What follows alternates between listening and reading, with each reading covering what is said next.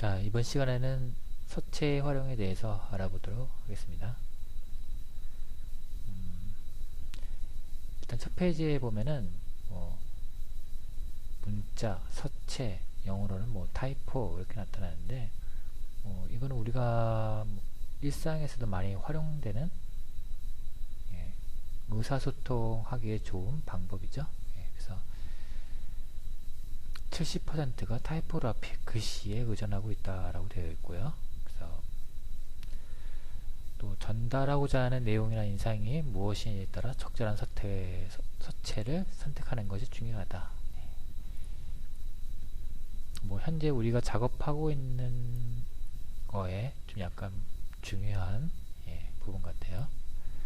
그 대상이 갖고 있는 인상 또는 내가 전달하고자 하는 그런 정보에 따라서 적절한 서체를 선택을 해야 된다. 그래서 어떤 서체를 선택했는지에 따라서 크게 달라질 수가 있다. 자, 이 아래에 있는 사례들은 여러분들이 다 보면 알듯이 사인에 나와 있는 그런 서체 타입이죠. 이거는 스크린에 나와 있는 서체들. 그래서 아마 다 이제 정보를 제공하는 역할을 하고 있는데, 다 보면은 개인적인 정보보다는 공공의 정보들이죠. 그래서 글씨가 명확하게 보여줘야 된다는 그런 조건들이 있는 거죠. 자, 그래서 공문은 고딕 계열의 서체와 명조체 계열의 서체가 있다. 크게. 또 영문은 산세리프와 세리프의 서체가 있다. 그래서 우리가 이 세리프에 대한 이해를 좀 명확하게 알고 넘어갈 필요가 있어요. 세리프는 보시다시피 여기서 여기 노란색으로 되어 있는 부분 있죠. 약간 장식적인 그런 요소죠. 이런 게 삐져나온 부분들을 보통 세리프라고 그래요. 그래서 서체를 크게 구분한다면은 이런 세리프가 없는 거, 세리프가 있는 거 이렇게 나눠지는 거죠. 그래서 세리프 서체는 세리프가 존재하는 거, 명조체랑 해당되는 거죠. 그 다음에 산세리프는 산스가 반대의 뜻으로 통칭되죠. 그래서 세리프가 없다라고 될 수 있어요. 그래서 여러분들이 서체를 선택할 적에 우선적으로 서체의 이름도 중요하지만 그 서체가 어떤 계열의 서체인지 그것도 명확히 알 필요가 있다는 거죠. 그래서 그 서체 계열, 큰 계열에 따라서 약간 주는 느낌이 약간 좀 다른데, 일단 고딕 계열 같은 경우에는 인상이 보면 이제 딱딱한 반면에 또 깔끔하고 약간 튼튼한 그런 느낌을 주고 있죠. 그래서 안정감과 그 다음에 시인성이 높다라고 되어 있어요. 굵기가 균등하기 때문에 시인성이 높고 안정감을 줍니다. 또 약간 딱 부드러운 것보다는 견고한 느낌이기 때문에 약간 전문적인 느낌을 준다. 그러니까 무슨 회사 홈페이지 같은 데 보면은 거의 대부분이 약간 고딕 계열의 서체를 제공하고 있는 거죠. 그래서 표, 그래프, 차트 자료와 함께 사용하면 정리된 느낌을 주어 피로감을 덜 수 있다 라고 되어 있고요. 또 그 반면에 명조체는 명조 계열이죠. 세리프 계열. 부드럽다, 감성적이다. 아까 약간 반대되는 부분이죠. 명조체는 부드럽기 때문에 감성적인 느낌을 주고 싶을 때, 명조도 여기에 대표적인 거지만 궁서체도 여기에 속할 수가 있죠. 뭔가 감정을 나타내 줄 수 있을 때, 서체를 선택할 때도 자기 임의대로 선택하는 것이 아니고 이 서체가 갖고 있는 그런 감성, 느낌들이 있기 때문에 그러한 느낌과 그 다음에 대상이 갖고 있는 그런 느낌, 이런 것들을 잘 배려해서 선택을 해야. 그 다음에 서체에서 좀 중요한 것 중에 하나가 이 계층 구조예요. 예. 타이포그래피 히어라키라고 해서 이 서체 타입을 어떻게 지정했느냐에 따라서 이 계층, 그 서열이 나눠질 수 있다는 거죠. 이거는 이제 콘텐츠를 전달할 때도 중요한 어떤 부분이라고 할 수 있어요. 그래서 특정 단어가 다른 단어보다 두드러지게 나타나게 하는 것, 예. 가장 뭐 중요한 거죠. 그러니까 가장 중요한 단어 또는 대표적인 단어는 가장 두드러지게 하게 하라. 그래서 여기 보면은 가중치가 굵게, 보통 밝게 이렇게 되어 있고, 스타일, 뭐 이탈리 서체 뭐 이런 걸 나타내는 거죠. 그래서 이러한 것들을 잘 계층 구조를 고려해서 뭐 중요한 정보, 그러니까 우선순위를 고려해서 이 서체에다가 적용해야겠죠. 그래서 이 예제를 보면은 디스플레이 타이틀이죠. 예. 가장 굵고 큰 글씨, 그 다음에 뭐 헤더라인, 바디 뭐 이런 식으로 쭉 나오는 거고요. 그래서 지금 이 베스트 인 트래블이라는 이 단어에 눈길 먼저 가는 거는 여기에 이제 문자 계층 중에 최우선으로 이렇게 효과를 줬기 때문에 이게 눈에 벌써 들어오고, 그 다음에 아랫부분에 이렇게 쭉 흘러내려가는 거죠. 그래서 이런 것들이 다 똑같은 서체로 되어 있다면은 어떤 정보가 중요한지, 특히 그 글을 읽는 사용자가 중요한 점을 놓칠 수 있다는 거고요. 또 정보를 파악하기가 약간 좀 시간이 걸리는 거죠. 그래서 우리가 폰트를 그냥 내 컴퓨터에 있는 거를 무작정 사용하는 것보다는 좀 알고서 사용하는 게 좋다는 거고요. 그 다음에 이미 검증되어 있는 서체를 사용하는 것도 중요해요. 그래서 뭐 산세리프 계열이라든지 세리프 계열에서 약간 좀 잘 알려진 서체, 또 다양한 크기를 적용했을 적에 잘 작동하는 서체, 뭐 이런 것들을 잘 고려해서 선택을 해야겠죠. 그래서 거기에 보니까 뭐 안드로이드 시스템, iOS, 윈도우 이렇게 쭉 나와 있는데, 이런 것들이 이제 대표적으로 이미 뭐 큰 기업체에서 뭐 구글이라든지 애플이라든지 그 다음에 윈도우스라든지 거기서 이제 적용을 한 서체들이죠. 그래서 로버토 샌프란시스코, 그 다음에 세고 UI 이런 식으로 서체들이, 대표적인 서체들이 있다는 거죠. 그리고 이거는 뭐 제가 예전에 한번 작업하면서도 보여드렸듯이 텍스트 크기, 그러니까 계층, 문자 계층을 고려해서 어느 정도 이 크기를 지정하고 그다음에 서체를 지정하고 난 다음에 하는 게 좀 효과적이라고 했죠. 그래야지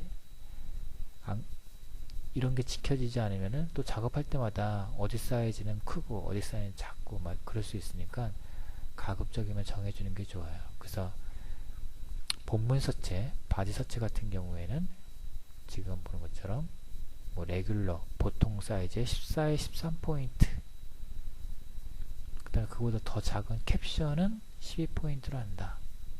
헤드라인은 레귤러에 20포인트로 한다. 이런 것들은 뭐 정해져 있는 건 아니지만 하여튼 우리가 작업할 적에 미리 정해 놓고 들어가야 된다는 거죠.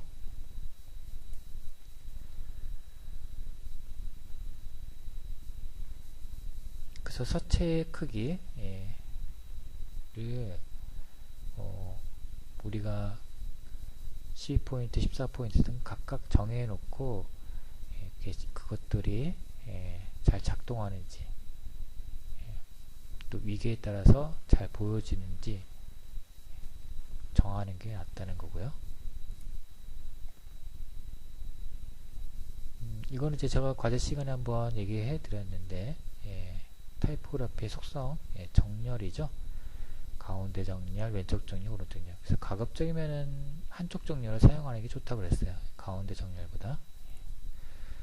그 다음에 행간, 이것도 전에 한번 잠깐 소개해 드렸는데 아직까지도 뭐 여러분 과제를 보면은 좀 이 행간 조절을 좀 고려하지 않고 낸 과제들이 좀 있더라고요. 그래서 보면은 이거는 여러분들이 서로 좀 비교를 한번 해봐야 돼요. 행간이라는 거는 행과 행 사이의 좁은지, 그래서 넓은지 이런 것들은 직접 한번 여러분이 조정을 한번 해봐야 되는 거고요. 그와 함께 이제 자간도 중요하죠. 글자와 글자 사이 간격. 요 사이를 보면 알 수 있을 거예요. 그래서 너무 좁으면 좁거나 넓으면 인지하기가 어렵다. 글씨를 파악하기가 어렵기 때문에 적절하게 또 자기 지면을 보면서 고려를 하면서 값을 지정해야 될 것 같고요. 자, 여기 또 보면은 본문 텍스트를 검정색이 아닌 어두운 회색으로 만드는 거를 고려하라 라고 되어 있죠. 완전한 검정색보다는 약간 다크 그레이 정도가 글씨를 파악하기가 훨씬 더 수월하다라는 거고요. 그 다음에 전에도 얘기했지만 여백, 공백이죠. 이 여백이 상당히 좀 중요해요. 디자인에서. 그래서 비어있는 공간이 아니고 계획된 공간이라고 할 수 있죠. 그러니까 요소와 요소 사이에 벌려질 수 있는 거리감을 나타낼 수 있는 공간이죠. 그래서 붙어 있으면 이게 한 덩어리인데 떨어져 있으면 두 덩어리로 인식이 된다는 거죠.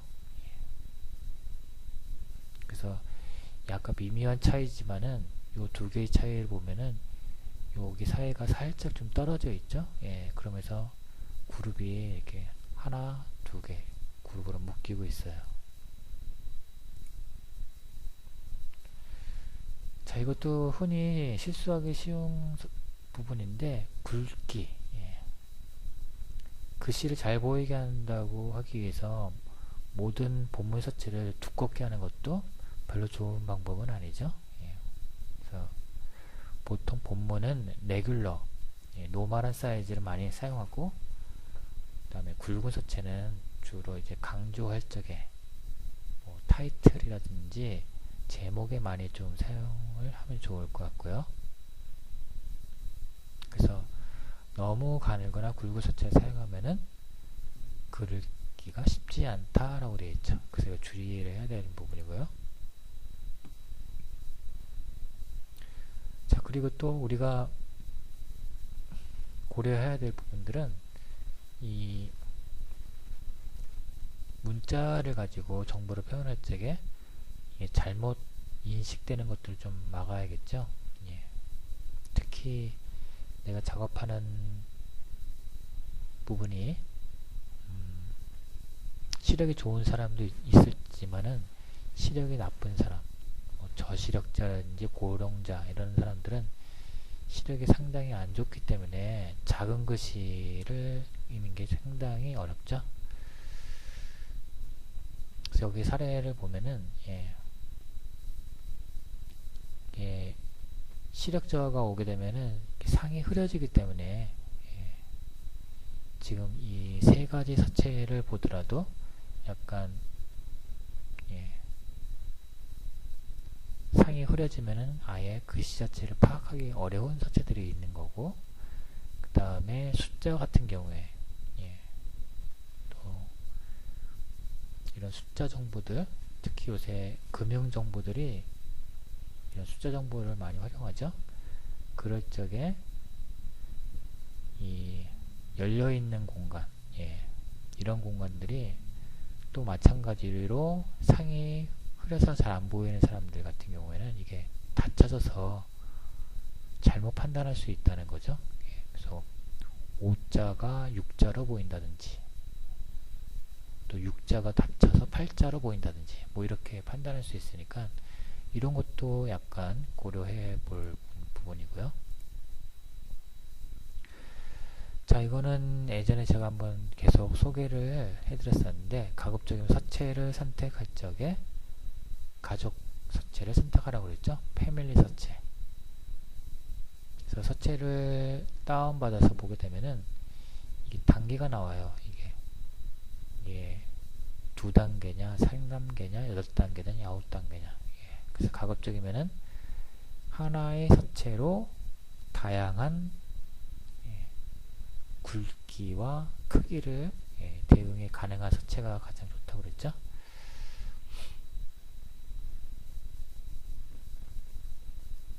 그래서 노멀한 서체도 있고 약간 볼드한 서체, 이 두 가지는 다 있지만은 뭐 거기서 또 얇은 서체, 뭐 이렇게 보기 보니까 띵 라이트, 미디엄 볼드, 헤비 블랙 이런 식으로 약간 단계 수가 많을수록 이 서체를 다른 거 쓰지 않고 이 서체 내에서 굵기 변함을 가지고 활용할 수 있다는 거죠. 자, 그래서 서체는 뭐 전에 한번 또 소개해 드렸지만은 구글 폰트에서 여러분들이 그 서체를 찾는 게 가장 좋을 것 같고요.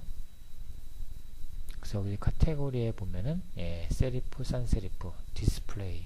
디스플레이는 뭐 간판 서체죠. 타이틀로 많이 사용하는 거. 그 다음 핸드라이팅은 뭐죠?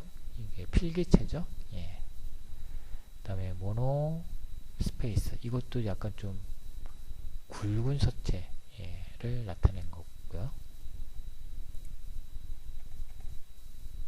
그래서 제가 자주 사용하는 거, 뭐 대표적인 거 몇 개 소개해 드리면은 요새 그 한글 폰트가 유료화되면서 이 지자체 애들도 유료화되는 이런 부분들을 좀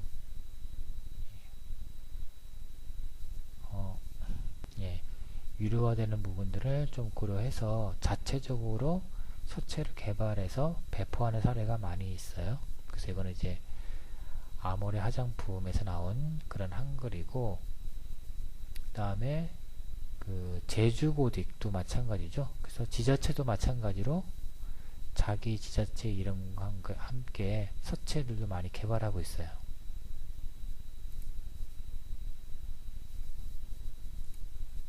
본고딕이죠. 이거는 이제 구글과 어도비사가 같이 협업을 해서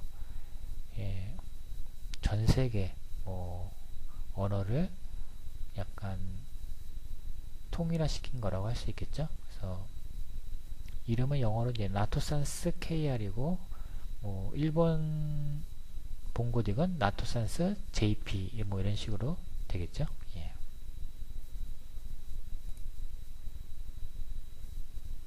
이것도 뭐 마찬가지로 약간 서체들이 보면은 서체들이 갖고 있는 그런 그 느낌들이 있죠. 그래서 어떤 서체는 굉장히 약간 유머러스한 서체도 있고, 어떤 서체는 약간 현대적인 느낌도 있고, 또 어떤 서체는 약간 복고적인 느낌도 있고, 뭐 약간 하여튼 서체가 갖고 있는 느낌들이 다 조금씩 다르기 때문에 그러한 서체를 자기의 어떤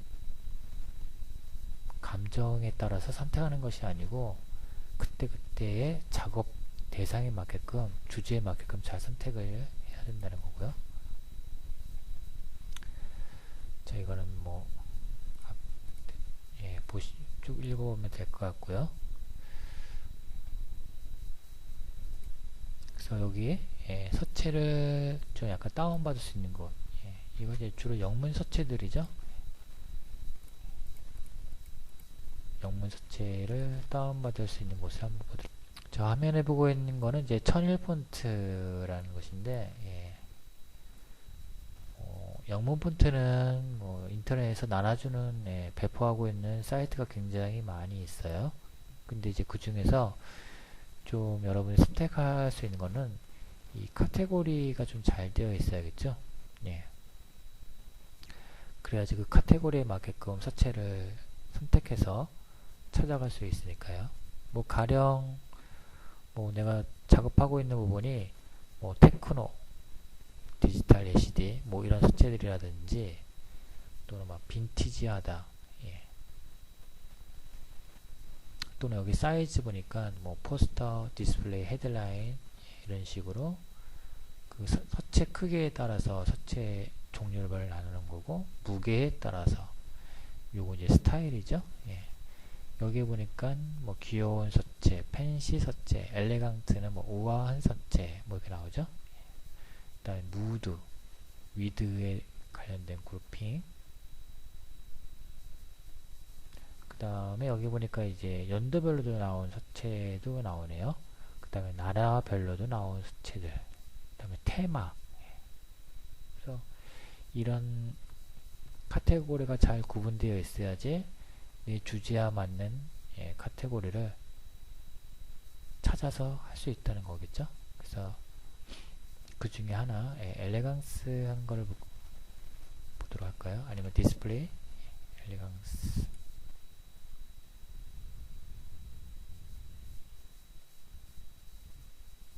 그래서 엘레강트는 약간 우아한 서체를 나타낸 것들인데, 예.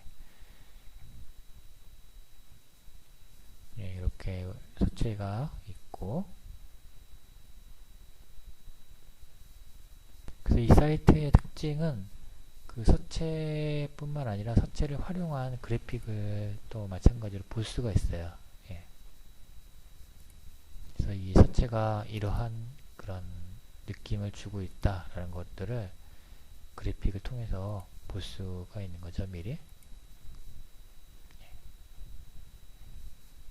또 마찬가지로 여기에다가는 뭐 내가 그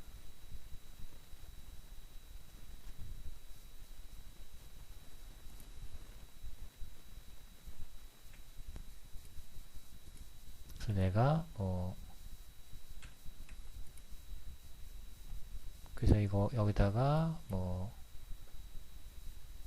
내가 원하는 서체를 미리 여기다가 글씨를 입력하면은 그 입력된 글씨에 따라서 여기 이제 글씨가 미리 시뮬레이션이 되는 거죠. 이 글씨에도 보니까, 예, 패밀리 서치죠. 띵, 엑스트라 라이트, 라이트, 레귤러, 미디엄, 세미 볼드, 볼드, 엑스트라 볼드, 헤비. 예. 그래서 뭐 서체는 가급적이면은 여러분들이 컴퓨터에 여러 개를 설치하지 말고 한글 서체 뭐 몇 개, 영문 서체 몇 개 이런 식으로 지정해서 그거를 꾸준하게 반복적으로 사용하는 게 좋아요. 그래야지 그 서체가 갖고 있는 느낌이라든지 이런 것들을 자주 사용해야지, 예, 잘 알 수 있다는 거죠. 예, 이것도 마찬가지로, 예, myfont.com도 마찬가지 그런 서체이고요. 자, 그리고 제가 하나 더 좀 준비한 게 있는데, 이거는 이제 뭐냐면은 예, 뭐 책에서 아까 또 마찬가지로 스캔한 내용인데, 이것도 제가 이제 그 강의 자료에다 올려놓을 테니까 한번 여러분도 뭐 한번 읽어보기를 좀 바랄게요. 그래서 여기 보면은 NG가 나와 있고, 그 다음에 이 옆에는 뭐 굿이죠. 예, 그래서 이것보다는 이게 더 낫다라는 거를 나타내는 건데, 똑같은 정보를, 예, 다르게 이제 표현한 그런 사례들이죠.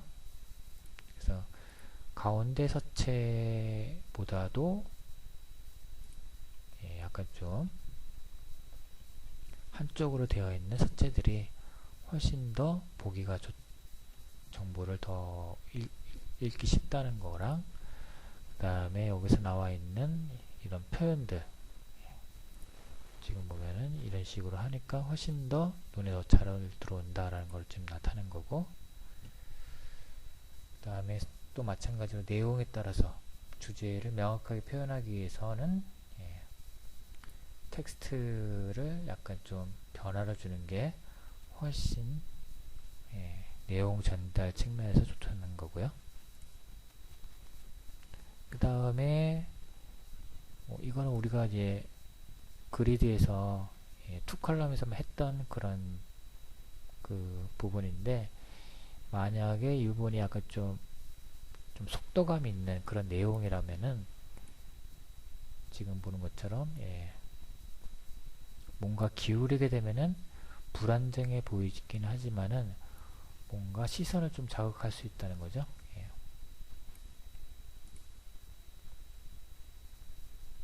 그래서 역동적인 디자인이라고 나와 있어요. 그래서 이게 가운데에 똑바로 되어 있으면 이게 약간 정적인데, 이런 것들을 좀 지면을 크게 이용해서 약간 비스듬하게, 그 다음에 뭔가 좀 불규칙하게 하게 되면은 단조로움을 좀 벗어나서 역동적으로 할 수 있다는 거고요.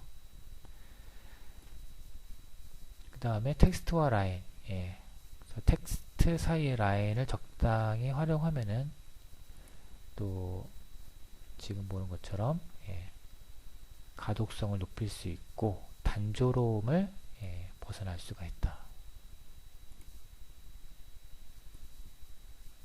그다음에 질감을 활용한 디자인은 주로 영화 포스터에서 많이 활용되고 있는 부분인데, 이것도 마찬가지로 주제나 대상이 갖고 있는 분위기에 맞춰서 타이포에다가 질감을 줄 수 있는 부분이고, 그 다음에 또 하나의 타이포를 활용할 수 있는 것은 손글씨죠. 보통 이런 걸 캘리그라피라고 하는데, 여기 이런 부분들이 마찬가지로 약간 내용이 좀 뭔가 좀 고려를 해서, 주제랑 좀 고려해서 자연적 또는 약간 좀 옛날 분위기다 하면은 이렇게 손글씨도 사용을 해보는 것도 괜찮다는 것들이죠. 자, 그래서 그 글씨에 대한 이해, 서체에 대한 이해는 이 정도 마치고요. 다음 시간에는 이제 한번 또 포토샵을 가지고 글씨에 대한 효과를 한번 해보도록 하겠습니다.